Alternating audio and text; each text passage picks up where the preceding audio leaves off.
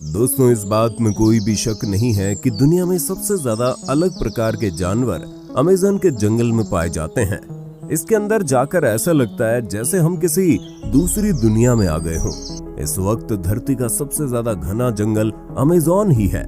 ये बिल्कुल ऐसी स्थिति में है जैसे पूरी दुनिया में लाखों साल पहले जंगल हुआ करते थे।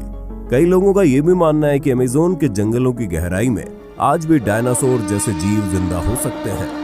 जितना बड़ा और घना अमेज़न का जंगल है वो उतना ही ज्यादा रहस्यमय भी है। आज तक लोगों को ये नहीं पता कि ये जंगल बना कैसे, क्योंकि ये दुनिया के किसी भी जंगल से बहुत ज्यादा अलग है। लेकिन माना जाता है कि इससे बाहर से आए किसी ने बनाया है। आज हम आपको कुछ बताएंगे इनके बारे में, तो बने रहिए वीडियो के एंड तक।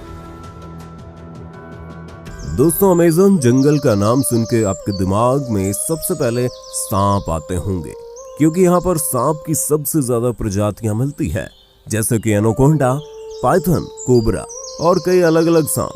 साथ ही यहाँ के एनाकोंडा बाकी देशों के एनाकोंडा से ज्यादा बड़े होते हैं।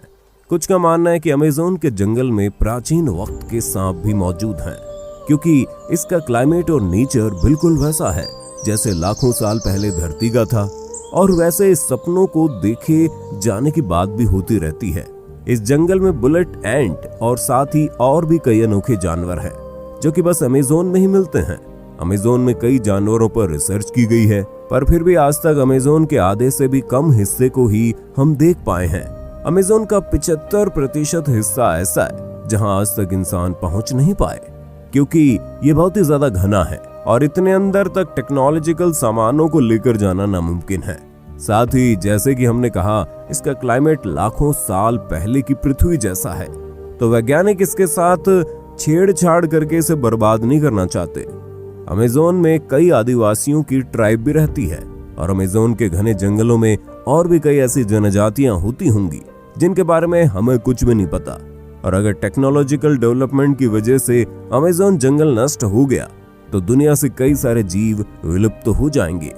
दोस्तों, आए दिन अमेज़न के बारे में नई और अनोखी बातें पता चलती रहती हैं। यहाँ अक्सर कई एक्सपेरिमेंट्स और रिसर्च चलते रहते हैं। लीड्स यूनिवर्सिटी ने साल 2017 में एक रिसर्च की थी। इसमें पाया गया कि अमेज़न बेसिन जितना कार्बन ग्रहण करता है उतना कहीं नहीं करता, जिसके चलते यहाँ पर कार्बन एम्बिशन बहुत कम है। इसीलिए यहाँ का वातावरण इतना अच्छा है।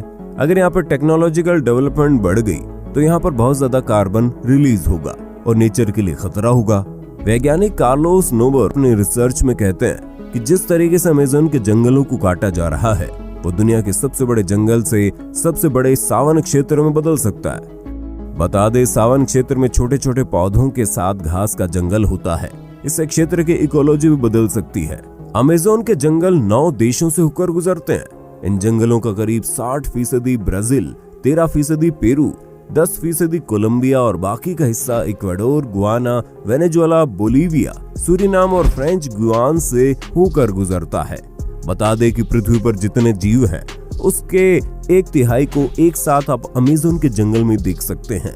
यहाँ 390 अरब पेड़ हैं, जिसमें 16,000 से ज्यादा उनकी प्रजातियां हैं। इतना ही नहीं, यहाँ 400 से ज्यादा आदिवासी जनजातियां भी रहती हैं। इन जनजातियों का बाहरी दुनिया से किसी भी तरह का संबंध नहीं है। दोस्तों, अमेज़न के जंगलों के कीड़ों की काफी चर्चा होती है।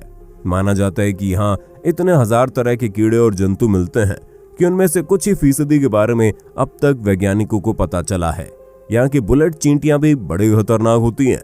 देखने में छोटी होने वाली इन चींटियों के डंक को जहर की तरह खतरनाक माना जाता है।